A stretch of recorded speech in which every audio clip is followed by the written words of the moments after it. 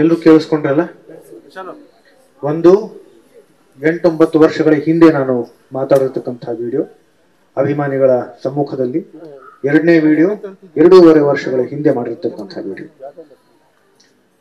ನಮ್ಮ ಹೇಳಿಕೆ ಏನಿದೆ, ನಮ್ಮ ಅನಿಸಿಕೆ ಏನಿದೆ, ನಮ್ಮ ಭಾವನೆ ಏನಿದೆ, ಬಹುಶಃ ಅದು ಈ ಎರಡು ವಿಡಿಯೋಗಳ ಮುಖಾಂತರ ತಮ್ಮೆಲ್ರಿಗೂ ಅದು ತಲುಪಿದೆ ಅಂತ ಅನ್ಸುತ್ತೆ. ನಮ್ಮ ಮೇಲೆ ಇತ್ತೀಚೆಗೆ ಆರೋಪಗಳನ್ನ ಮಾಡಿದ್ರು. ಇಲ್ಲಿ ತೆರವುಗೊಳಿಸ್ತಾ ಇರೋ ವಿಷಯ ನನಗೆ ಗೊತ್ತಿತ್ತು ಅಂತ. ನಾನು ಸ್ವಲ್ಪ ದುಡ್ಡು ತಗೊಂಡಿದ್ದೀನಿ ಅನ್ನೋದು ಬಂತು.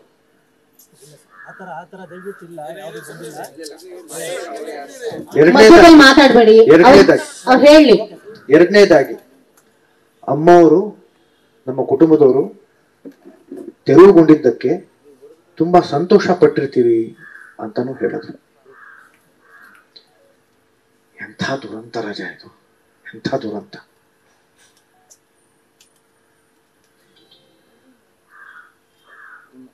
ಎಂಥ ವಿಕೃತವಾದ ಮನಸ್ಸಿರ್ಬೇಕಿದು.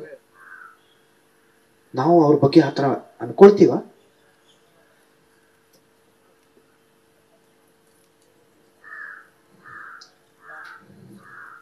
ತಂದೆ ಸಮಾಧಿ ಅದು ತೆರವುಗೊಂಡ್ರೆ ನಾವು ಸಂತೋಷ ಪಡ್ತೀವ, ಅಥವಾ ಅದು ತೆರವುಗೊಳ್ಳೋದಕ್ಕೆ ನಾವು ದುಡ್ಡು ತಗೊಳ್ತೀವ?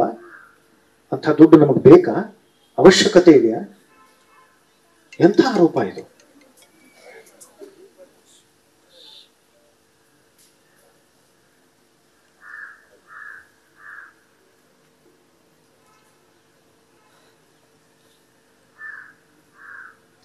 ಈಗ ನಾನು ಒಂದು ಇತಿಹಾಸ ಹೇಳ್ತೀನಿ ಇದ್ರದ್ದು. 2009 ನಮ್ಮೆಲ್ಲರಿಗೂ ಗೊತ್ತಿರೋ ಹಾಗೆ ಡಿಸೆಂಬರ್ 30ನೇ ತಾರೀಕು ಅಪ್ಪ ಅವರು, ಸಾಹಸ ಡಾಕ್ಟರ್ ವಿಷ್ಣುವರ್ಧನ್ ರವರು ನಮ್ಮನ್ನೆಲ್ಲ ಶಾರೀರಿಕವಾಗಿ ಬಿಟ್ಟು ಹೋದ್ರು, ಅಗಲಿದ್ರು. ಆಗ ನಮಗ್ ಗೊತ್ತಿಲ್ಲ, ನಮ್ಮ ಮನಸ್ಥಿತಿ ಸರಿ ಇರಲಿಲ್ಲ. ಆವಾಗ ಚಾಮರಾಜಪೇಟೆಯಲ್ಲಿ ಅವರ ಕುಟುಂಬದವರ ಅಲ್ಲಿ ಯಾವಾಗಲೂ ಸಂಸ್ಕಾರ ಅಲ್ಲಿ ಮಾಡ್ತಾರೆ, ಹಾಗಾಗಿ ಅಲ್ಲೇ ಮಾಡಬೇಕು ಅಂತ ನಾವು ಅನ್ಕೊಂಡಿತ್ತು. ಆದರೆ ಅವತ್ತು ಮಾನ್ಯ ಕುಮಾರಸ್ವಾಮಿ ಅವರು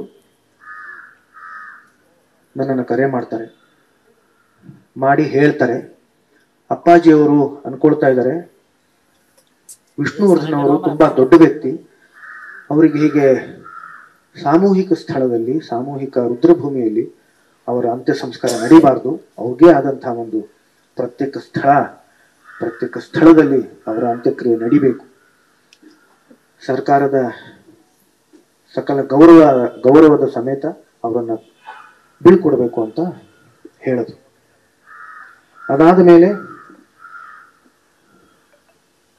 ಯಡಿಯೂರಪ್ಪನವರು ಸರ್ ಇದ್ರು, ಅವರು ಮುಖ್ಯಮಂತ್ರಿಗಳಾಗಿದ್ರು, ಅಂಬರೀಷ್ ಅಂಕಲ್ ಇದ್ರು, ಎಲ್ಲರೂ ಸೇರಿ ಅತ್ಯಂತ ಗೌರವದಿಂದ, ಅಭಿಮಾನದಿಂದ ಅವತ್ತು ಅಲ್ಲಿ ಅವರನ್ನ ಬೀಳ್ಕೊಟ್ರು.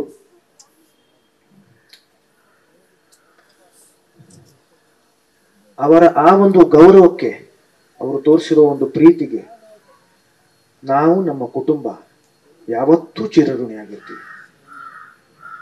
ಅವತ್ತು ಯಾರ್ಯಾರು ಸೇರಿ ಅದನ್ನ ಮಾಡಿದ್ರು ನನಗೆ ಗೊತ್ತಿಲ್ಲ. ನನಗ್ ಗೊತ್ತಿರೋದು ಒಂದು ಕುಮಾರಸ್ವಾಮಿ ಸರ್, ದೇವೇಗೌಡರು, ನಂತರ ಅಂಬರೀಷ್ ಅಂಕಲ್, ಆವಾಗ ಆಗಿರೋ ಮುಖ್ಯಮಂತ್ರಿಗಳು ಯಡಿಯೂರಪ್ಪನವರು, ಅನಂತ್ ಕುಮಾರ್ ಸರ್ ಇರ್ಬೋದು, ಸಾಕಷ್ಟು ಜನ ಇದ್ರು. ಆದ್ರೆ ಅದು ಸಂಸ್ಕಾರ ನಡೀತು. ಬಹುಶಃ ಆ ಒಂದು ಅವಸರದಲ್ಲಿ ಅವರಿಗೆ ಅದು ಗೊತ್ತಿರ್ಲಿಲ್ವೇನೋ, ಆ ಜಾಗ ವಿವಾದಾಸ್ಪದವಾದ ಜಾಗ ಅಂತ ಅವ್ರಿಗೆ ಗೊತ್ತಿರ್ಲಿಲ್ವೇನೋ. ಆದ್ರೆ ಕೆಲವು ದಿನಗಳು ಆದ ಮೇಲೆ ನಮಗದು ಗೊತ್ತಾಗತ್ತೆ, ಅದು ಕೋರ್ಟಲ್ಲಿದೆ, ನ್ಯಾಯಾಲಯದಲ್ಲಿದೆ ಅಂತ. ಅದು 2004ರಿಂದ ಇದೆ. ಗೀತಾ ಬಾಲಿಯವರು ಅಂತಂದ್ರೆ ಬಾಲಣ್ಣವರ ಮಗಳು ತಮ್ಮ ಸಹೋದರರ ಮೇಲೆ ಅದನ್ನ ಕೇಸ್ ಹಾಕಿದ್ರು, ಅವರ ವಿರುದ್ಧ ಕೇಸ್ ಹಾಕಿದ್ರು. ಏನ್ ಮಾಡೋಣ, 10 ಎಕರೆ ಜಾಗದ ಮೇಲೆ ಹಾಕಿದ್ರು. ಅವರಿಗೆ ಒಟ್ಟು 20 ಎಕರೆ ಜಾಗ ಸರ್ಕಾರ ಕೊಟ್ಟಿತ್ತು, ಅದರಲ್ಲಿ 10 ಎಕರೆ ಅವರು ಮಾರ್ಕೊಂಡಿದ್ರು. ಅದನ್ನ ಮಾರಿ ಆ 10 ಎಕರೆ ಜಾಗದಲ್ಲಿ ದುಡ್ಡು ಏನು ಬರುತ್ತೋ, ಅದನ್ನ ಮಾರಿ ಏನ್ ದುಡ್ಡು ಬರುತ್ತೋ ಆ ದುಡ್ಡಲ್ಲಿ ನಾವು ಅಭಿಮಾನ್ ಸ್ಟುಡಿಯೋನ ಅಭಿವೃದ್ಧಿಗೊಳಿಸ್ತೀವಿ ಅಂತ ಹೇಳಿದ್ರು. ಒಂದು ವೇಳೆ ಅಭಿವೃದ್ಧಿಗೊಳಿಸದೇ ಇದ್ದ ಪಕ್ಷದಲ್ಲಿ ಅದು ಸರ್ಕಾರಕ್ಕೆ ಗಮನಕ್ಕೆ ಬಂದರೆ ಸರ್ಕಾರ ಅದನ್ನು ವಶಪಡಿಸ್ಕೋಬಹುದು ಅನ್ನೋದು ಕೂಡ ಅದರಲ್ಲಿ ಉಲ್ಲೇಖ ಆಗಿದೆ. ಅದು ಒಂದು ಕಡೆ ಇರಲಿ. ಇನ್ನೊಂದು ಕಡೆ ಈ 10 ಎಕರೆ ಮಿಕ್ಕಿದ 10 ಎಕರೆ ಜಾಗದಲ್ಲಿ ನಂದು ಪಾಲಿದೆ ಅಂತ ಗೀತಾ ಬಾಲಿಯವರು ಅದನ್ನ ಮೊಕದ್ದಮೆ ಹೂಡಿದ್ರು.